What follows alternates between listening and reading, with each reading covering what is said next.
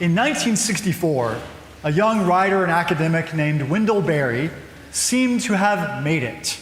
In his 20s, he studied creative writing at Stanford alongside Larry McMurtry under the mentorship of Wallace Stegner, a noted author who went on to win the Pulitzer Prize and the National Book Award.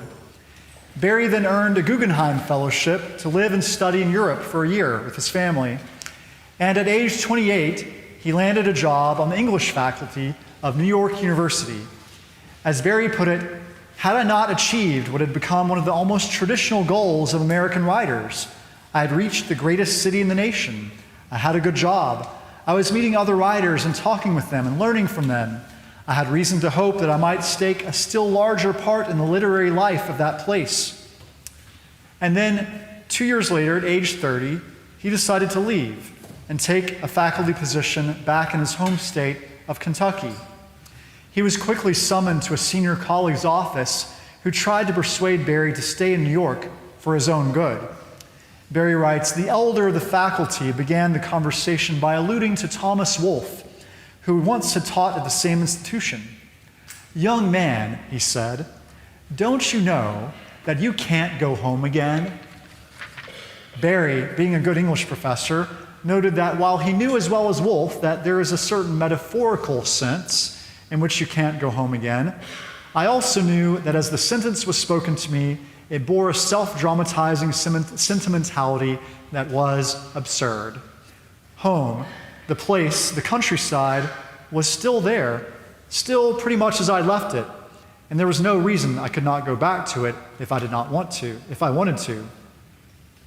Berry understood that the literary world would always be important to him, but he said, "I never doubted that the world was more important to me than the literary world." To Berry's would-be mentor, once one had attained the metropolis, the literary capital, the world of one's origins was canceled out. There simply could be nothing worth going back to. What lay behind had ceased to become a part of life and had become subject matter. But Berry insisted on making his subject matter his life. And he went back to Kentucky, and in addition to writing about the land he grew up on, he became a farmer of that same land. Berry knew that he could in fact go home again because the land that was his home had been there before him and would be there after him. Berry's writing invites us into a deeper connection with the land.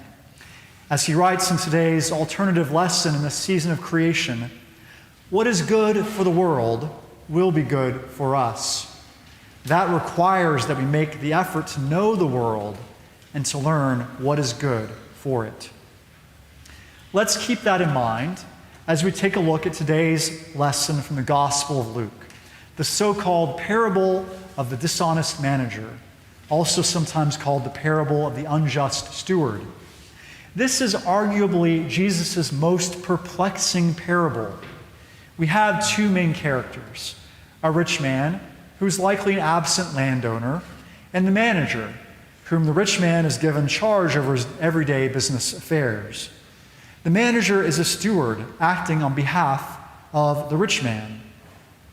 But apparently he's not been doing all that well in his management of the property, whether through dishonesty, incompetence, or just bad luck. Faced with the loss of his position, the manager is understandably upset and distressed. He admits to himself that he's not strong enough for physical labor, and he has too much pride to go and ask other people for help. So he comes up with a plan so that he'll gain favor with his employer's debtors and be welcomed into their homes. When he's fired, he meets with the debtors and settles their accounts for as much as half of what is owed. The employer then commends the manager for these actions, which is rather puzzling. Perhaps something's been lost in translation from first century Palestine to 21st century America. One explanation offered by commentators is that it was common in the time and place for managers to collect a large commission on payments debtors made to their creditors. So assuming this is the case in the story, the steward might be giving up his commission in order to gain the good favor of both his master and the landlord's debtors. Another possibility is that the employer recognized that he would be seen as a very generous man in his community by canceling large amounts of debt. thereby adding to his reputation. It's also possible that the rich man, having previously been exasperated by his manager's incompetence, is now finally impressed with the resourcefulness seen in settling his debtors' accounts quickly. All these speculations are helpful in filling in some of the gaps of the story, but then we still have the problem of Jesus in his words explaining the parable. Make friends for yourselves by means of dishonest wealth, so that when it is gone, you may be welcomed into the eternal homes. What does this mean? And is Jesus telling us to be dishonest? I don't think so.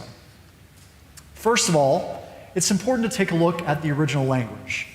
What is translated here as dishonest wealth is actually more complex. The word for wealth, mamona or mammon, means something more like a personified entity, like another being with whom one is in relationship.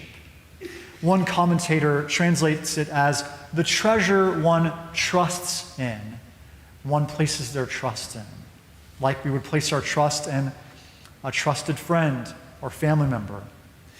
What is translated as dishonest is closer to unrighteousness. When we hear the deeper meaning behind these words, we can see more clearly that Jesus is talking about the kind of relationship we have with money and the ethics of what we do with that money.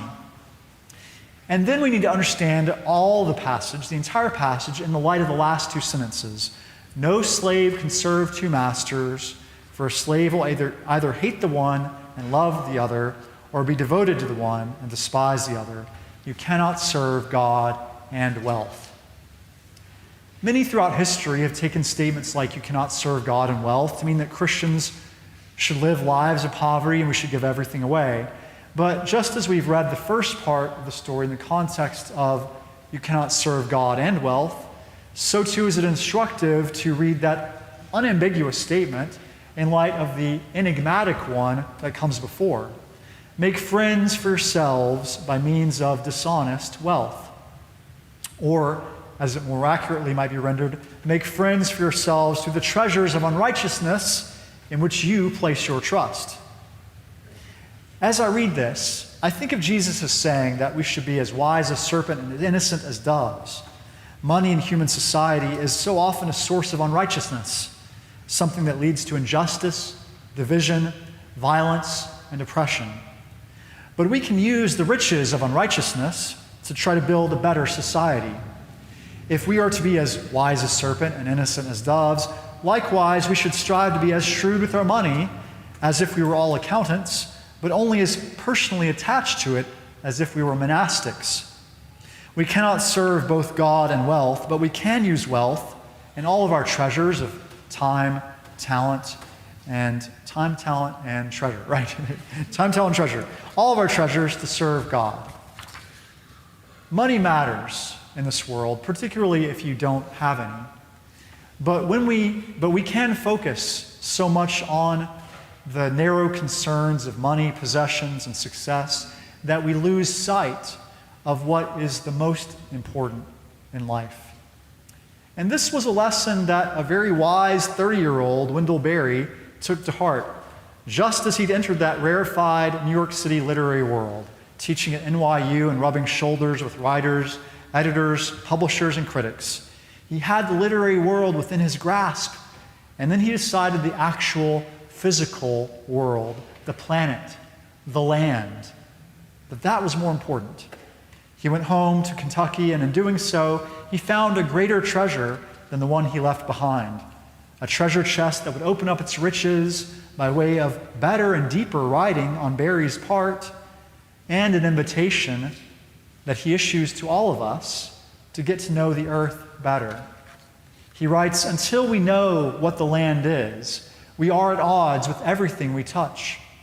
And to come to that understanding, it is necessary, even now, to leave the regions of our conquest, the cleared fields, the towns and cities, the highways, and re-enter the woods.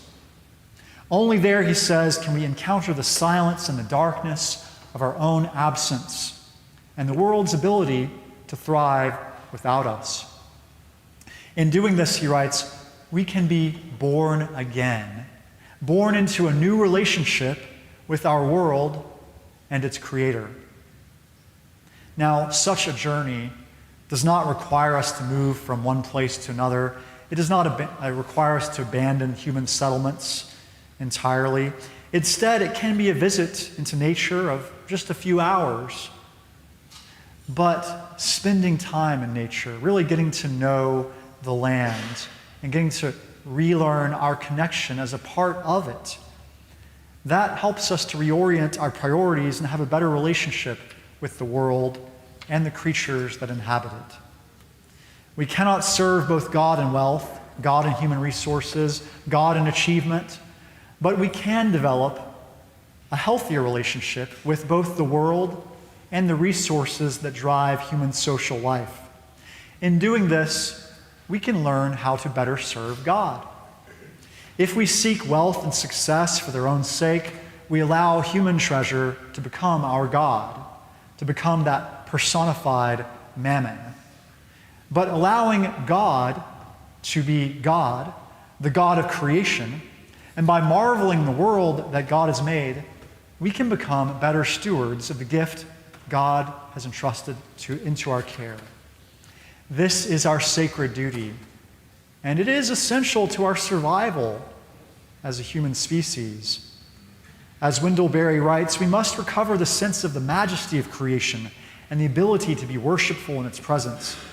For I do not doubt that it is only on the condition of humility and reverence before the world that our species will be able to remain in it. May we learn to be good stewards of this planet, the treasure that God has entrusted into our care. For what is good for the world will be good for us. Amen.